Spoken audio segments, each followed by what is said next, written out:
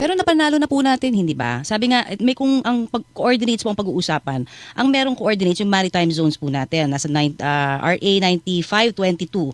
Kumpleto naman daw yan. Hindi Ano po yung maritime sinasabi zones daw, ng- sabi po ni Senator Tolentino. Kumpleto naman daw kung coordinates ang pag-uusapan kasi iba naman yung maritime zones, yun daw yung may coordinate as compared to doon sa sinasabi nyo. Kaya nga nabanggit niya na parang may category error. Parang iba yung pinag-uusapan. Hindi po nila pinapaliwanag ng mabuti. Nag-submit po tayo ng archipelagic baselines at saka mga sea lanes. Yun pong sinabit natin sapagkat nagpasa po tayo ng Republic Act 9522. Tama na po ang ginawa natin. Mula po doon sa archipelagic baselines, masusukat po natin ang hangganan ng up to 200 nautical miles kung pag-uusapan po natin ay IEEC at saka continental shelf. Pareho po yon. Continental shelf at saka IEEC 200 nautical miles. Kung halimbawa contiguous zones, 24 miles po yon. Pag territorial sea 12, wala pong usapin doon, ma'am. Opo. Nasaan po yung usapin? Nagdo-drawing po kasi tayo ng West Philippine Sea. Sinasabi po ba nila? Pero Nag-rule po ba yung tribunal tungkol sa West Philippine Sea? Hindi po. Pero Walang sir, ruling doon.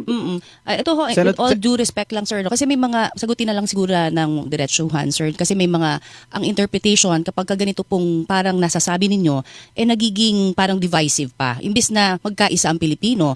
At ang very words nga rin ho ni Senator Tolentino, violative nga ito of the Constitution. Kasi kumbaga nandyan na lahat nasa atin na. At ang makikinabang nito, syempre yung umaangkin na mas malaki po sa atin ang China. Pag may mga ganito pong salita, what is your take on that?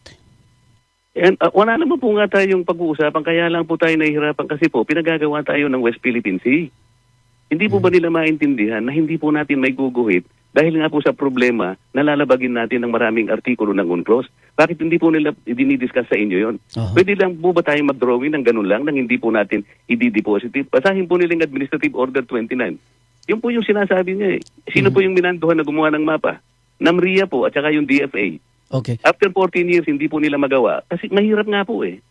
Kaya yung dinidefine lang po namin, gusto ko lamang nating malaman, i-define natin sa pamagitan ng coordinates kung talagang may drawing natin dahil nga napakalaki ng babanggain po nating mga obstacles sa international law sa pamagitan ng UNCLOS. Ba't ayaw po nilang aminin yun? Ngayon, pinalalabas nila yung theoretical proposition ko lang, o para hindi kayo mahirapan, may drawing natin, i-give up nyo yung KIG. Hindi po ganun ang aking gustong gawin. Pero ngayon, kiniklip nila, ini-splice nila, nitpicking ang ginagawa nila. Kasi nasabi ko, gusto kong i-give up ang I am only trying to dramatize and reinforce my argument na mahirap po talagang i-drawing sa harap po ng maraming legal obstacles.